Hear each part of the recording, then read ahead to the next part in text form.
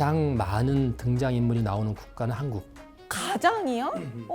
그 사람들이 누구냐면 다 K-팝, K-컬처의 스타들. 오드리 헵번을 살렸는데 포르노를 찍어요. 트로트를 부르겠다. 그럼 서태지 팬들이 가만히 있지 않겠죠?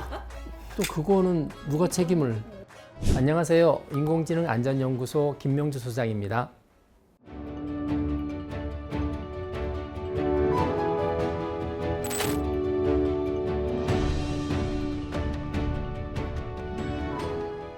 저 정말 무서운 게 딥페이크. 잘 활용하면 되게 재밌고 그렇게 나갈 수 있는데 이게 정말 나쁘게 활용이 되는데 그게 또 너무 쉽게 되는 걸 보고서 딥페이크는 진짜 양날의 칼입니다. 예.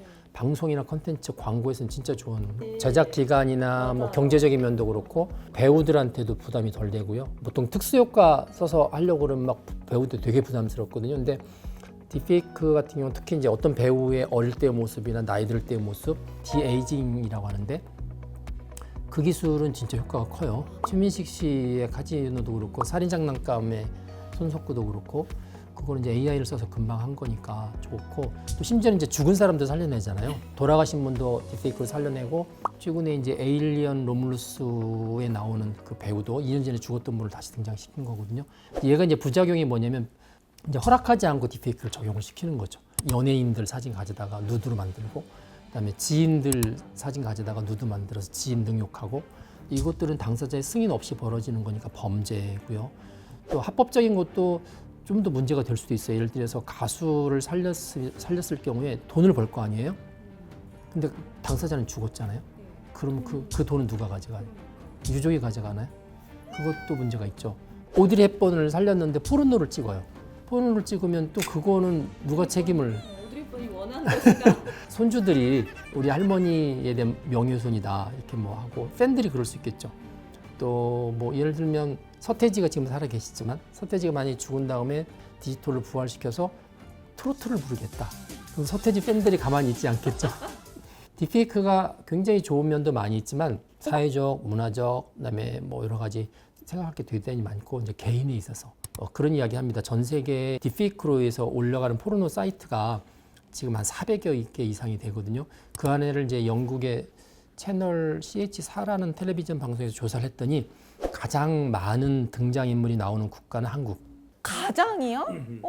그 사람들이 누구냐면 다 K-팝, K-컬처의 스타들. 그래서 이제 우리나라에서 자기 거 딥페이크 포르노 영상이 없는 배우나 가수는 없다. 어떤 분은 농담처럼 딥페이크 사이트가 해서 당신 게 없으면 당신은 스타가 아니다. 이럴 정도까지 한류가 타겟이 되어 있죠. 기획사에서 엄중하게 대응하겠다 그랬는데 사실은 대응하려고 그러면 뭐 끝도 없이 대응을 해야 되는 상황이고요. 저 놀랬던 게 그런 이제 뭐 딥페이크라든지 이제 그런 것들이 삭제가 엄청 안 되고 있고 그 네. 삭제하는 것도 이제 기관이 있긴 한데 너무 이제 적은 인력이고 막 네, 이런 맞아요. 얘기를 하시더라고요. 디지털 데이터는 아날로그 데이터에 비해서 복제를 해도 원본하고 똑같아요. 아시겠지만 인터넷상에서 어떤 딥페이크 음란물이 다 올라오면 이제 그거를 신고해서 뭐 방송통신심의위원회 같은 데서 이제 접근 차단하고 그 원본을 올렸던 사람을 잡아서 삭제해도 누군가 또 다운로드 받아가서 가지고 있잖아요. 그래서 몇 년 있으면 또 나오거든요. 그래서 이 디지털 성범죄는 굉장히 악랄한 범죄예요. 미국 같은 경우는 마약하고 디지털 성범죄는 같이 취급을 합니다. 심지어 미국 같은 경우는 함정 수사라는 걸 해요. 예를 들어서 저 마약 사고 싶은데 공급해 주실 분 이렇게 경찰에 들어가서 그렇게 해서 다 잡아내는 거죠. 왜냐면 어차피 마약을 어딘가 갖고 있으니까. 성범죄물도 제가 뭐 아동 포르노 구하고 싶은데 주실 분 그러면 경찰에 가서 그렇게 하는 거죠. 미국 같은 경우는 마약하고 디지털 포르노에 관해서는 그렇게 합니다. 내가 인스타를 올리거나 그냥 뭐 카카오톡 푸사를 올리거나 했는데도 그냥 그거를 따가지고 이렇게 네. 했다는 게 벼락 맞은 일이나 다름 맞아요. 없는 거잖아요. 그래서 그런 성범죄는 나한테 일어나지 않은 사람이 더 많죠. 하지만 그건 일어나지 않은 게 아니라 아직 일어나지 않았을 뿐이지 언젠간 일어날 수 있는 사건이죠. 이 성폭력 처벌법의 원래 14조는 뭐냐면 진짜 사진을 찍어서 유통하는 음란물이에요. 그러니까 대상자 여성을 놓고 음란물을 찍어서 유포하는 경우에 처벌하는 게 14조였고요. 14조 2항을 신설했는데 N번방 사건 때문에 14조 2항은 뭐냐면 AI로 만든 딥페이크 영상물이에요. 법을 만드시면 생각할 때 대상자를 놓고 진짜 사진 찍어서 유통하는 거 처벌하는 거하고 AI로 가짜로 만들어서 처벌하는 거하고 똑같이 처벌할 수 없다. 그래서 14조 2항은 좀 이게 처벌이 약했어요. 그런데 이번에 법을 다 바꿨죠. 그래서 14조처럼 다 똑같이 바꿨습니다. 요즘에 AI가 성인돌 안에 들어갑니다. 성인돌. 성인돌 아세요?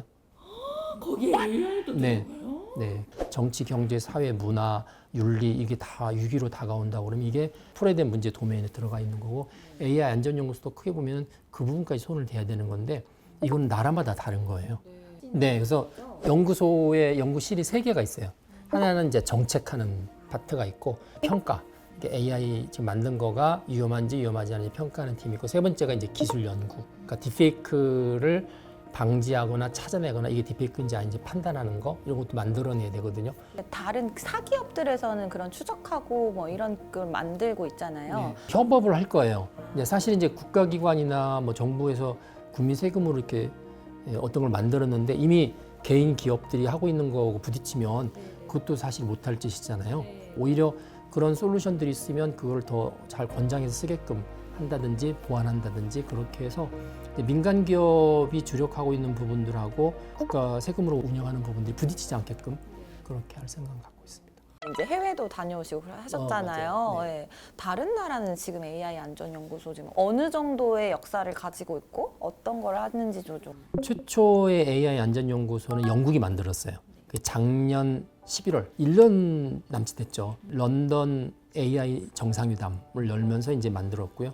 세계 제일 크죠. 그리고 아주 잘합니다. 원래 영국이 전 세계의 AI 안전연구소를 자기네 나라만 운영하려고 만든 거예요. 미국을 견제할 목적으로 사실 영국이 시작했는데 바로 미국에서 똑같은 이름의 연구소를 세운 거죠.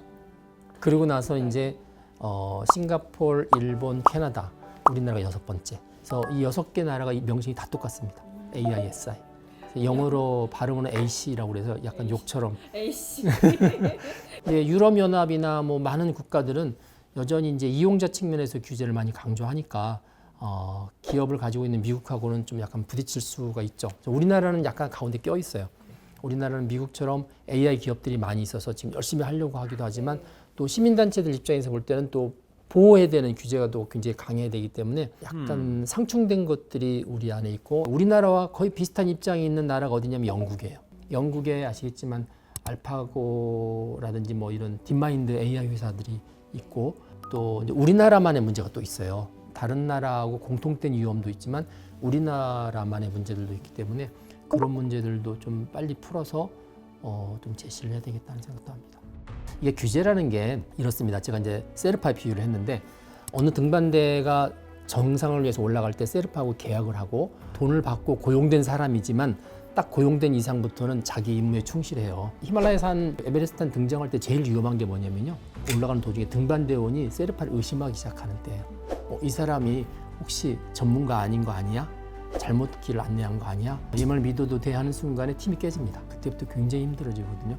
AI 안전연구소도 신뢰를 주도록 노력을 해야 되지만 이제 우리나라 기업도 신뢰를 또 이렇게 주는 역할을 쌍방간에 해야만 이제 우리나라 AI 기업이 정상에 올라올 수 있다. 이제 그런 생각을